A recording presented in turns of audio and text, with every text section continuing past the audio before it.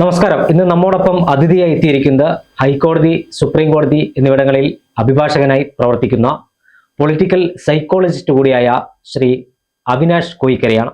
സ്വാഗതം. ഇപ്പം ഒരു സർവേ കഴിഞ്ഞ ദിവസങ്ങളെല്ലാം സാമൂഹ്യ മാധ്യമങ്ങളിലടക്കം വലിയ ഒരു തരംഗമായി മാറിയ ഒരു സർവേ, അതായത് UDF 91 സീറ്റാണ് ആ സർവേ പറഞ്ഞിരിക്കുന്നത്. ആ സർവേക്ക് പിന്നിൽ താങ്കളാണെന്നാണ് നമുക്ക് മനസ്സിലാക്കാൻ കഴിയുന്നത്. എങ്ങനെയാണ് ഈ സർവേയുടെ ഒരു മെത്തേഡ് നമ്മുടെ പ്രേക്ഷകർക്ക് അറിയാൻ വേണ്ടി താങ്കൾ കാസർഗോഡ് മുതൽ തിരുവനന്തപുരം വരെ 14 ജില്ലകളിലെ 140 നിയോജക മണ്ഡലങ്ങളിലും ആ സർവേ നടന്നു എന്നാണ് മനസ്സിലാക്കാൻ കഴിയുന്നത്. 2 ലക്ഷം സാമ്പിളുകളാണ് എടുത്തതെന്നും. എങ്ങനെയാണ് ആ സർവേ നടത്തിയത്? ഇതിൻ്റെ ഒരു മെത്തേഡ് എന്തായിരുന്നു? സർവേ മെത്തേഡ് എന്ന് പറഞ്ഞാൽ 2019 ശ്രീ ശശി തരൂർ എന്നെ കേരളത്തിലെ UDF ക്യാമ്പയിൻ്റെ ടാസ്ക് ഫോഴ്സ് മെമ്പറായിട്ട് നിയോഗിച്ചിരുന്നു. അന്ന് കേരളത്തിലെ അവൈലബിൾ ആയിട്ടുള്ള 1,15,00,000 വാട്സപ്പ് നമ്പേഴ്സും കളക്ട് ചെയ്തിരുന്നു. ഈ വാട്സപ്പ് നമ്പേഴ്സിൽ മെസ്സേജ് അയക്കുന്ന വഴിയാണ് ആക്ച്വലി നമ്മൾ ഡാറ്റ നല്ല രീതിയിൽ കളക്ട് ചെയ്യാൻ പറ്റുന്നത്. ഒരു സീരീസിലേക്ക് അയക്കണം, കാരണം അത് ആകുമ്പോൾ പല ജില്ലകളിൽ സ്പ്രെഡായി കിടക്കുന്ന ആളുകളിലേക്കാണ് ഈ മെസ്സേജ് പോകുന്നത്. അതിൽ നിന്ന് കിട്ടിയിരിക്കുന്ന 2 ലക്ഷം ഡാറ്റയാണ് നമ്മൾ അനലൈസ് ചെയ്തിട്ടുള്ളത്. കുറച്ച് നമ്മൾ ഓഫ്ലൈനായിട്ട് നമ്മൾ കളക്ട് ചെയ്തിട്ടുണ്ട്. ഈ ഡാറ്റയാണ് നമ്മൾ അനലൈസിസിനായിട്ട് ഉപയോഗിച്ചിട്ടുള്ളത്. അപ്പം അതായത് ഒരു 2 ലക്ഷത്തോളം ആളുകൾക്ക് വാട്സപ്പ് വഴി ഇത്തരത്തിൽ ഡാറ്റ കൈമാറുന്നു, അതോടൊപ്പം തന്നെ ഓഫ്ലൈനായും ചെയ്യുന്നു. ഈ 140 നിയോജക മണ്ഡലം ഇത്തരത്തിൽ സർവേ നടത്തിയിട്ടുണ്ടോ, അല്ല പ്രത്യേക ഏരിയ കേന്ദ്രീകരിച്ചാണോ സർവേ നടത്തുന്നത്? കോമൺ ആയിട്ട് നടത്തിയിരിക്കുന്നത്. അതെല്ലാ ഭാഗത്തേക്കും പോയിട്ടുണ്ട്. അതിനകത്ത് ഏജ് അല്ലെങ്കിൽ ജെൻഡർ, എംപ്ലോയ്മെൻറ്റ് ഇതെല്ലാം വരുന്ന രീതിയിൽ തന്നെയാണ് സർവേ പോകുന്നത്. കാരണം ഇത് ഡാറ്റ എന്ന് പറയുന്നത് ഒരു ഓപ്പൺ ഡാറ്റയാണ്. ആ ഡാറ്റയിലേക്ക് പോകുമ്പോൾ പല ടൈപ്പുള്ള ആൾക്കാരെല്ലാം അതിനകത്ത് വരും. മറ്റൊരു സാധാരണ നടക്കുന്ന സർവേകൾ എന്ന് പറയുന്നത് അത് ഓഫ്ലൈനായിട്ട് നടത്തുന്ന ചില സർവേകൾ അത് കോൺസെൻട്രേറ്റ് ചെയ്യപ്പെടും. അത് കോൺസെൻട്രേറ്റ് ചെയ്യപ്പെടുമ്പോൾ ഒരു ഇടതുപക്ഷം നടത്തുന്ന സർവേ ഇടതുപക്ഷ കോക്കസുകളിലേക്കും, UDF നടത്തുന്ന സർവേ UDF കോക്കസുകളിലേക്കും പോകാനുള്ള സാധ്യത കുറച്ച് ശതമാനം മാത്രം ന്യൂട്രലായ സ്ഥലങ്ങളിലേക്കും സിറ്റികളിലേക്കും മാത്രം പോകും. അപ്പോൾ ഇൻസൈഡ് ഡാറ്റ നമുക്ക് കിട്ടത്തില്ല. ഇതാകുമ്പോൾ എല്ലാ സ്ഥലത്തേക്കും സ്പ്രെഡായിട്ടാണ് ഡാറ്റ പോകുന്നത്. അങ്ങനെ ഡാറ്റ പോകുമെന്ന ഗുണമെന്ന് വെച്ചാൽ നമുക്കൊരു നേർ ചിത്രം കിട്ടാൻ സാധിക്കും. അങ്ങനെയാണ് നമുക്ക് കഴിഞ്ഞ പഞ്ചായത്ത് മുനിസിപ്പൽ തെരഞ്ഞെടുപ്പിൽ 55 സീറ്റോടെ മുനിസിപ്പാലിറ്റികൾ 87 മുനിസിപ്പാലിറ്റികളിൽ 55 മുനിസിപ്പാലിറ്റികൾ UDF ഭരിക്കുമെന്നും, അതുപോലെ തന്നെ 6 കോർപ്പറേഷനുകളിൽ 4 കോർപ്പറേഷനുകൾ UDF ഭരിക്കുമെന്നും നമുക്ക് സർവേ റിപ്പോർട്ട് യാഥാർത്ഥ്യമാകാൻ കാരണമായത്. ഇതിനു മുമ്പ് നടത്തിയ സർവേകളും ഏകദേശമൊക്കെ ഇതിൻ്റെ അടുത്ത് തന്നെ നിന്നിട്ടുണ്ട്. അപ്പോൾ അത്തരം ഡെപ്തിൽ പോകാൻ പറ്റുന്നത് കഴിഞ്ഞ 2019 ശേഷമുള്ള ഈ വാട്സപ്പ് ഡാറ്റയാണ് നമുക്ക് യൂസ്ഫുൾ ആകുന്നത്. ഇനി സർവേയുടെ വിശദാംശങ്ങളിലേക്ക് വരുമ്പോൾ, കേരളത്തിൽ താങ്കൾ നടത്തിയ സർവേ പ്രകാരം പറയുന്നത് UDF 91 സീറ്റോട് കൂടി അധികാരത്തിൽ തിരിച്ചു വരാൻ കഴിയുമെന്നാണ്. അതിൽ കോൺഗ്രസിന് ഇത്ര സീറ്റ്, അല്ലെങ്കിൽ UDF മൊത്തത്തിൽ ഇത്ര സീറ്റ്, അങ്ങനെ നമുക്കൊന്ന് വിലയിരുത്താൻ സാധിക്കും? അങ്ങനെ നമ്മൾ നോക്കിയിട്ടില്ല. നമ്മൾ നോക്കിയിരിക്കുന്നത് 2 ഘട്ടമായിട്ട് സർവേ നടത്തിയത്. 1 സെപ്റ്റംബർ മാസം നടത്തിയ സർവേയും 2 ഡിസംബർ മാസം നടത്തിയ സർവേയാണ്. 1 ലക്ഷം എന്ന ഡാറ്റയാണ് ഏകദേശം അപ്രോച്ച്, പ്ലസ് ഓർ മൈനസ് ഉണ്ട്. അതിൽ ആദ്യത്തെ തലത്തിൽ സർവേ നടത്തിയപ്പോൾ 82 സീറ്റാണ് നമുക്ക് റിപ്പോർട്ട് പ്രകാരം കിട്ടിയത്. അതിനുശേഷം 2ാം ഘട്ട സർവേ വന്നപ്പോൾ അത് 91 സീറ്റായിട്ട്, രണ്ടും കൂടി ക്ലബ് ചെയ്യുമ്പോൾ 91 സീറ്റായിട്ട് കൂടുകയാണ് ചെയ്തത്.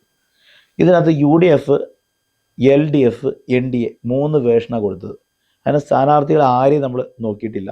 നമ്മളിപ്പോൾ നോക്കിയിരിക്കുന്നത് UDF LDF NDAക്കും കിട്ടുന്ന സീറ്റ് മാത്രം, വോട്ട് മാത്രമാണ് നമ്മൾ നോക്കിയുള്ളത്. ഓരോ മണ്ഡലങ്ങളിൽ എത്ര വോട്ട് കിട്ടാൻ സാധ്യതയുണ്ട്, അതിനകത്ത് ആരാണ് ജയിക്കുക, എത്ര മാർജിൻ ജയിക്കാൻ സാധ്യതയുണ്ട്, ഇതാണ് അത് കാൽക്കുലേറ്റ് ചെയ്തുള്ളൂ. നെക്സ്റ്റ് ലെവൽ നമ്മൾ പ്ലാൻ ചെയ്യുന്നത് വെബ്സൈറ്റ് മുഖാന്തരം ഈ ഡീറ്റെയിൽ സർവേ, ഒരു പീപ്പിൾസ് മാനിഫെസ്റ്റോ നമ്മൾ അവതരിപ്പിക്കുകയാണ്. ജനങ്ങൾ എന്താണ് ഭരണത്തിൽ വരുമ്പോൾ ആ ഭരണത്തിൽ നിന്ന് പ്രതീക്ഷിക്കുന്നത് എന്താണ്, അതാണ് പീപ്പിൾസ് മാനിഫെസ്റ്റോ എന്ന് പറയുന്നത്.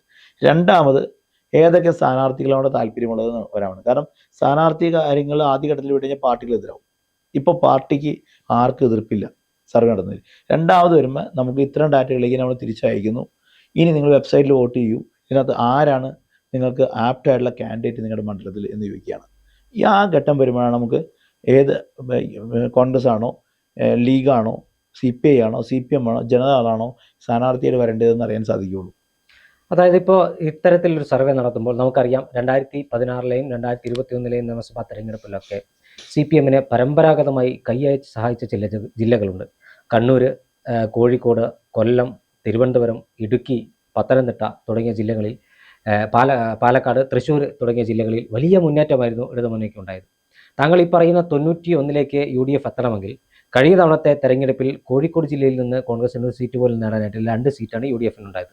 അതോടൊപ്പം തന്നെ ഇപ്പം പാലക്കാട് വരുമ്പോൾ പാലക്കാട് UDF 2 സീറ്റാണുള്ളത്, തൃശ്ശൂരിൽ 1 സീറ്റാണുള്ളത്, തിരുവനന്തപുരത്ത് 1 സീറ്റാണുള്ളത്, കൊല്ലത്ത് 2 സീറ്റാണുള്ളത്. അപ്പോൾ നമ്മൾ ജില്ല എടുത്ത് പരിശോധിക്കുമ്പോൾ CPM പരമ്പരാഗത ശക്തി കേന്ദ്രങ്ങളിലേക്ക് അല്ലെങ്കിൽ ഇടതുമുന്നണിയുടെ ശക്തി കേന്ദ്രങ്ങളിലേക്ക് കോൺഗ്രസിന് കടന്നു കയറാൻ കഴിയുമെന്നാണോ സർവേ സൂചിപ്പിക്കുന്നത്? നമ്മൾ അനലൈസ് ചെയ്യുമ്പോൾ ഇതിനകത്ത് സർവേ പ്ലസ് ഡാറ്റ അനലിസിസും കൂടി നടക്കുന്നുണ്ട്. ഡാറ്റ അനലിസിസ് എന്ന് പറഞ്ഞാൽ നമ്മൾ കഴിഞ്ഞ പഞ്ചായത്ത് നഗരസഭ തെരഞ്ഞെടുപ്പുകൾ അനുസരിച്ച് ഒരു 81 സീറ്റ് UDF അനുകൂലമാണ് ഈ പഞ്ചായത്തിൻ്റെ അടിസ്ഥാനത്തിൽ. അങ്ങനെ ഒരു ട്രെൻഡ് ഈ ഇത്രയും നാളായിട്ടുണ്ടായത് 2010 മാത്രമാണ്. അതിനുശേഷം അങ്ങനത്തെ ഒരു ട്രെൻഡ് പഞ്ചായത്തിൽ മുനിസിപ്പൽ തെരഞ്ഞെടുപ്പുകളിൽ UDF ഉണ്ടായിട്ടില്ല. പക്ഷെ ആ ട്രെൻഡിന് മുകളിലാണ് ആക്ച്വലി അസംബ്ലി തിരഞ്ഞെടുപ്പ് വരുമ്പോൾ UDF എപ്പോഴും നിൽക്കാറ്. അപ്പോൾ കഴിഞ്ഞ തവണ സഹായിച്ചതിൽ നിന്ന് വ്യത്യസ്തമായിട്ട് ഈ തവണ UDF കൈയച്ച് സഹായിക്കുന്ന ഒരു പാറ്റേൺ വരികയാണ്. ആ പാറ്റേൺ വരുന്നത് ഡാറ്റ അനലിസ്റ്റ് നോക്കിയാൽ കഴിഞ്ഞ പാർലമെൻറ്റ് തിരഞ്ഞെടുപ്പ്, ഈ കഴിഞ്ഞ പഞ്ചായത്ത് തിരഞ്ഞെടുപ്പ്, അതുപോലത്തെ പാറ്റേൺ 2010 നോക്കി കഴിഞ്ഞാൽ സിമിലറായ പാറ്റേൺ വരുന്നുണ്ട്. UDF 91 സീറ്റുമായിട്ട് അധികാരത്തിലെത്തിയ സാഹചര്യം വരുന്നുണ്ട്. അപ്പോൾ അതേ ഒരു സാഹചര്യം ഈ തവണ വരാൻ പോവുകയാണ്. ആ വിശ്വാസത്തിലാണ് UDF പറയുന്നത് 100 സീറ്റ് തയ്ക്കുന്നത്. ഞാൻ 100 സീറ്റ് എന്ന് പറയുന്നത് ഞാൻ വിശ്വസിക്കുന്നില്ല, എന്ന് വെച്ചാൽ നമുക്ക് ഡാറ്റയിൽ വിശ്വസിക്കാൻ പറ്റുള്ളൂ. എന്നാൽ മിറക്കിൾ സംഭവിച്ചു കൂടാതിരില്ല, അത് നമുക്ക് പറയാൻ പറ്റില്ല. കഴിഞ്ഞ തവണ 99 സീറ്റാണ് LDF കിട്ടിയത്. നമ്മുടെ സർവേ റിപ്പോർട്ട് പ്രകാരം 89 സീറ്റ് ഉണ്ടായത്, 10 സീറ്റ് കൂടുതൽ അവർക്ക് കിട്ടിയത്. അതുകൊണ്ട് ഈ 91 101 ആകാൻ പാടില്ല, 10 സീറ്റ് വിടാൻ പാടില്ലെന്ന് പറയാനില്ല. ഞാൻ ഡിപ്പെൻഡ് ചെയ്ത് ഡാറ്റയിലാണ്. പക്ഷേ UDF 101 സീറ്റ് കിട്ടാൻ പാടില്ലെന്ന് പറയാനും പറ്റില്ല. അത് പറയാൻ പറ്റില്ല. കാരണം ഇനിയുള്ള 3 മാസം ട്രെൻഡ് മാറ്റം വരും, നയിക്കുന്നതിൽ മാറ്റം വരും. അപ്പം UDF സ്വാർത്ഥ താല്പര്യങ്ങളൊന്നും അവിടെ പോകും. മുഖ്യമന്ത്രി സ്ഥാനം എന്ന് പറയുന്നത് ഇപ്പം നെഗറ്റീവ് CPM കൊണ്ടുവരും. ആ നെഗറ്റീവിന് ഏതെങ്കിലും സപ്പോർട്ട് കോൺഗ്രസിൻ്റെ നേതാക്കന്മാർ കൊടുത്താൽ മാറ്റം വരും. അതെല്ലാം നമ്മൾ കാണേണ്ട കാര്യമാണ്. അപ്പോൾ ഈ നെഗറ്റീവിൽ 91 സീറ്റ് നമുക്ക് അഷുർ ചെയ്യാൻ പറ്റും. ഈ ട്രെൻഡ് തന്നെ പോയാണെങ്കിൽ 91 എന്ന് പറയുന്ന സ്ഥാനത്തിൽ +or-2 വേറൊരു മാറ്റം പ്രതീക്ഷിക്കേണ്ട. അതോടൊപ്പം തന്നെ കേരളത്തിൽ ഒരു കറുത്ത കുതിരകളാകുമെന്ന് അവകാശമാണ് BJP ഉന്നയിക്കുന്നത് ഈ തെരഞ്ഞെടുപ്പിൽ. അവർ അതിന് പറയുന്ന കുറേ കാരണങ്ങളുണ്ട്. ലോക്സഭാ തെരഞ്ഞെടുപ്പിലെ വോട്ട് ഷെയറിൻ്റെ വർധനവ്, ലോക്കൽ ബോഡി തെരഞ്ഞെടുപ്പിൽ അവർക്ക് തിരുവനന്തപുരം കോർപ്പറേഷൻ പിടിച്ചെടുക്കാൻ കഴിഞ്ഞു. കേവല ഭൂരിപക്ഷം എത്തിയിട്ടില്ലെങ്കിലും 1 സീറ്റ് വ്യത്യാസത്തിൽ മാത്രമാണ് കേവല ഭൂരിപക്ഷം അവർക്ക് നഷ്ടപ്പെട്ടത്. BJPക്ക് താങ്കളുടെ സർവേയിൽ അത്തരത്തിലുള്ളൊരു മുൻതൂക്കം പ്രവചിക്കുന്നത് ഞാൻ കാണുന്നില്ല. BJPയുടെ വോട്ട് ഷെയർ നഗരമേഖലകളിലാണോ അല്ലെങ്കിൽ ഗ്രാമമേഖലകളാണോ? നഗരമേഖലകളിലാണ് BJPയുടെ വോട്ട് ഷെയർ. 2 ഹിന്ദു വർഗീയ വോട്ടുകളും അവിടെ അവർ ക്യാൻവാസ് ചെയ്യുന്നുണ്ട്.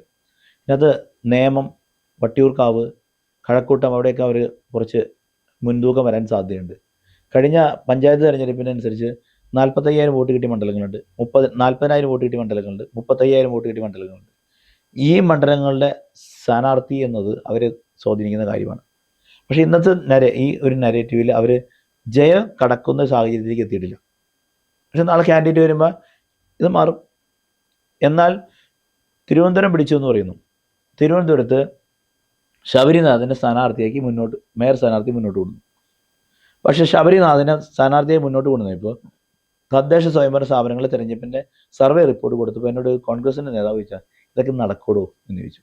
അപ്പം ഞാൻ അവരോട് പറഞ്ഞൊരു കഥ, പണ്ടൊരു മഴ പെയ്യാതിരുന്ന നാട്ടിൽ മഴ പെയ്യാൻ വേണ്ടി ധ്യാനം നടത്തി കഴിഞ്ഞപ്പോൾ മഴ പെയ്യാനാണ് ധ്യാനം നടത്തുന്നത്. അപ്പോൾ ഇവരെല്ലാം 3 ദിവസം കഴിഞ്ഞു, 4 ദിവസം കഴിഞ്ഞു ധ്യാനം നടത്തി കൈ വീക്ഷിച്ചില്ലാണ്. ഒരു കുഞ്ഞ് മാത്രം കുടയും പിടിച്ചില്ലാണ്. ഇവർ ചോദിച്ചു, നീ എന്തിനാ കുട എടുത്തേക്കണേ? അപ്പോൾ കുഞ്ഞ് ചോദിച്ചു, നമ്മൾ മഴ പെയ്യാനല്ലേ ധ്യാനം നടത്തുന്നത്. ആ വിശ്വാസം കോൺഗ്രസിൻ്റെ ലീഡേഴ്സിന് ഉണ്ടായിരുന്നില്ല എന്നാണ് തിരുവനന്തപുരം എന്ന് പറയുന്ന കോർപ്പറേഷൻ അവിടെ UDF നഷ്ടപ്പെടാൻ കാരണം. നമ്മൾ നോക്കുക, മുട്ടട വാർഡിൽ കോൺഗ്രസിന് യാതൊരുവിധ നെറ്റ്വർക്കും ഇല്ലാത്ത, ബൂത്ത് ലെവലിലെ സംവിധാനങ്ങളില്ലാത്ത മുട്ടട വാർഡിൽ വൈഷ്ണ സുരേഷ് എന്ന ഒരു പെൺകുട്ടി ജയിച്ചു കയറിയിട്ടുണ്ടെങ്കിൽ അവിടെ കോൺഗ്രസിന് നേടാമായിരുന്നു എന്നാണ് ഞാനിപ്പം പറയുന്നത്. അതിന് സാധ്യത അവിടുത്തെ ജനങ്ങൾ ആഗ്രഹിച്ചിരുന്നു. പക്ഷേ ആ നരേറ്റീവ് കൊടുക്കാൻ കോൺഗ്രസ് നേതൃത്വം സാധിക്കാത്തതുകൊണ്ടാണ് BJP അവിടെ അടിച്ചു കയറിയത്.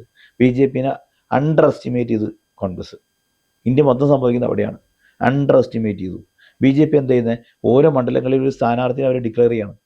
ഒരു 3 പേരെ അവർ മുന്നിൽ വെച്ചിട്ടാണ് അവർ നരേറ്റീവ് അവർ സൃഷ്ടിച്ചെടുക്കുന്നത്. അത് കോൺഗ്രസ് ഇപ്പോഴും പഠിച്ചിട്ടില്ല. കോൺഗ്രസ് പഠിക്കാത്ത കുറേ കാര്യങ്ങളുണ്ട്. ഈ സർവേ റിപ്പോർട്ട് വന്നതിന് ശേഷം എന്നെ വിളിച്ച ആൾക്കാരുടെ എണ്ണം നോക്കുമ്പോൾ BJPയും CPM CPIയും ഒക്കെ എന്നെ വിളിച്ചു, ഇതിനെക്കുറിച്ച് ചോദിച്ചു. കോൺഗ്രസിൽ ആകെ 3 നേതാക്കന്മാരെ എന്നെ വിളിച്ച് സംസാരിച്ചത്. കാരണം അവർക്ക് ഇത്തരം ഒരു ജയസാധ്യതയെക്കുറിച്ച് പഠിക്കാനോ അത് റൂട്ട് ലെവൽ എന്ത് നടക്കുന്നു എന്ന് അറിയാനും താല്പര്യമൊന്നുമില്ല. അവർക്ക് സുനിൽ കനകോലി കൊണ്ടുവന്ന ഒരു മാപ്പിംഗ്, ഡാറ്റ അനാലിസിസും മാത്രം ജയിക്കില്ല. ഡാറ്റ അനാലിസിസ് വേണ്ടെന്നല്ല പറയുന്നത്, ഡാറ്റ അനാലിസിസും വേണം, റൂട്ട് ലെവൽ നമ്മൾ ഡിസ്കഷൻ നടക്കണം. അപ്പോഴാണ് അവരെന്താഗ്രഹിക്കുന്നു എന്ന് മനസ്സിലാക്കാൻ സാധിക്കുള്ളൂ.